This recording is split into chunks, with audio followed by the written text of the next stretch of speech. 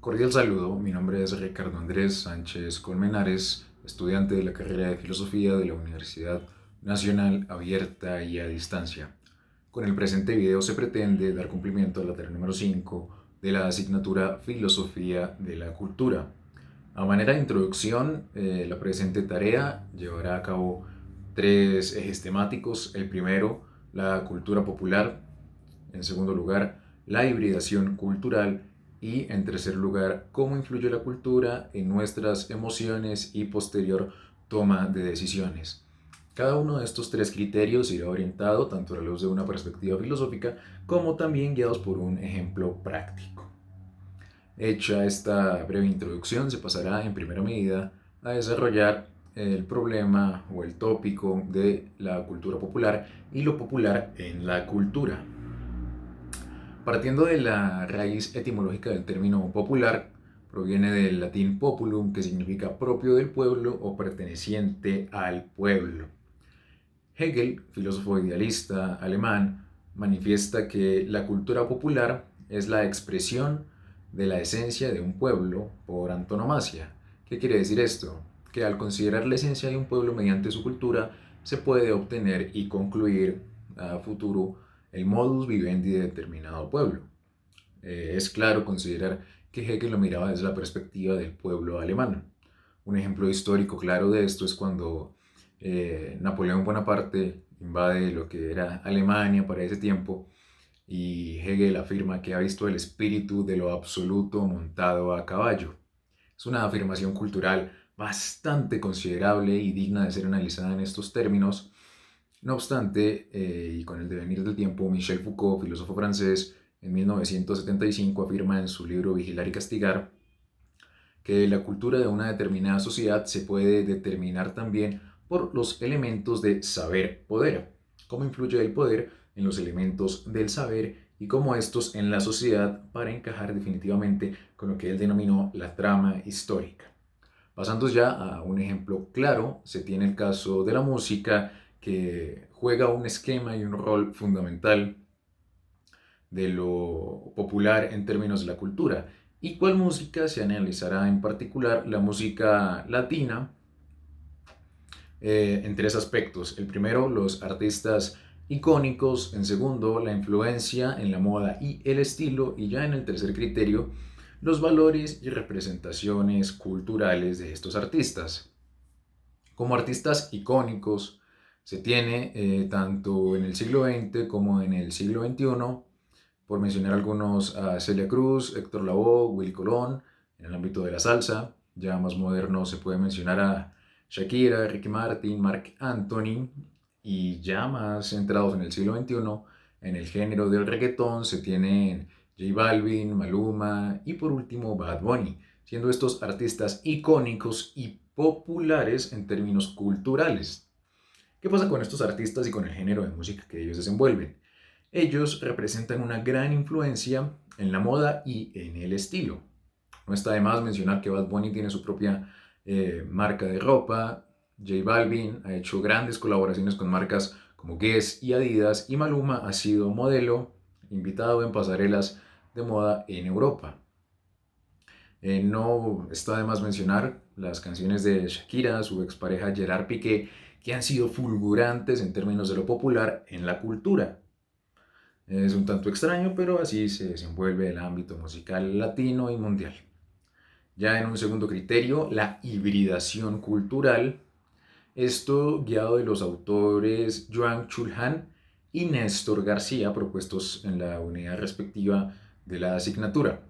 Ellos afirman que la hibridación es un proceso social dinámico entre culturas y estas mismas se mezclan y crean nuevos tejidos.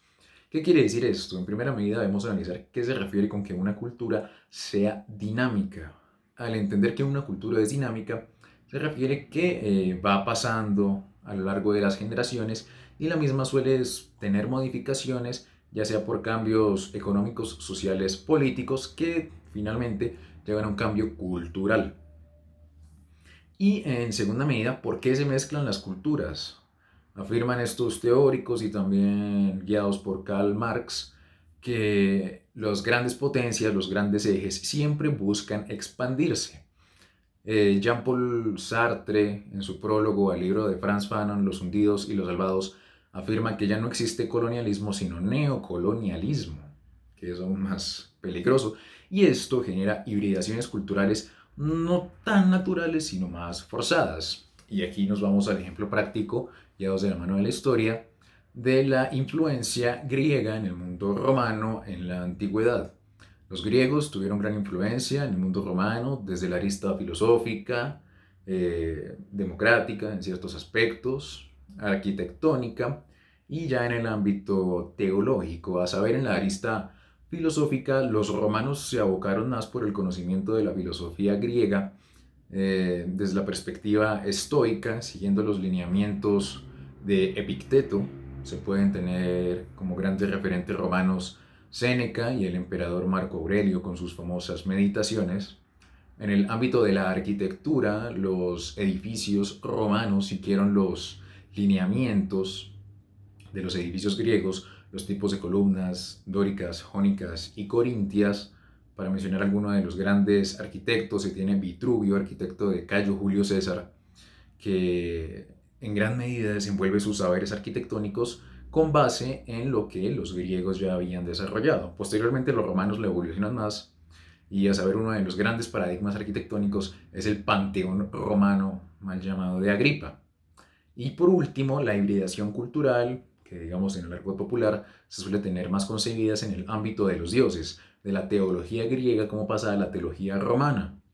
Y se dice de manera un tanto poco desarrollada que los romanos simplemente copiaron los dioses griegos. No es tan así, pero en gran consideración sí tomaron diferentes apartes y muchas características de los dioses griegos para adaptarlos a su cultura. Otro de los grandes elementos de hibridación cultural es el ámbito de la literatura. Los griegos tenían grandes tragedias de Sófocles, la Antígona, los siete contra Tebas, Edipo Rey, etcétera.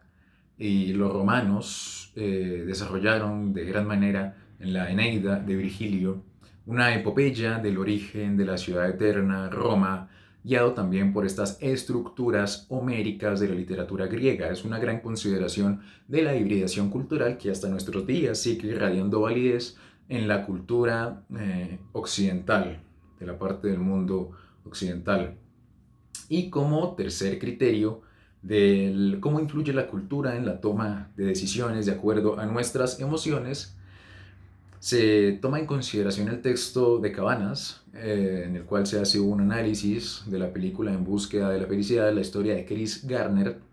No me apegaré al caso en particular de Garner, pero sí como de manera espontánea resultamos diciendo que en la medida que tenemos más cosas, más elementos externos, ónticos, somos más felices. Martin Heidegger en Ser y Tiempo de 1927 señalaba que la época de la actualidad es la época del desencantamiento del mundo, siguiendo la línea de Max Weber, porque el ser en estado de interpretado se olvida de sí mismo y se entrega al dominio de las cosas. ¿Qué quiere decir esto en términos simples? Que el hombre se olvida de sí para rodearse de cosas que lo llenen y satisfacen. El ejemplo práctico de esto, desde la filosofía, se puede considerar a San Francisco de Asís, que en aspectos prácticos él decía, deseo poco y lo poco que deseo, lo deseo poco. Ya posteriormente, un artista del siglo XX, Facundo Cabral, afirmaba, yo tengo menos para tenerme más. Y en esta consideración es fácil determinar que uno, al estar rodeado de cosas del consumismo, rodeado de mercancías en términos de Marx, se puede llegar a considerar que el hombre es menos libre porque tiene menos tiempo para considerarse en sí mismo en tanto ser natural y ser pensante.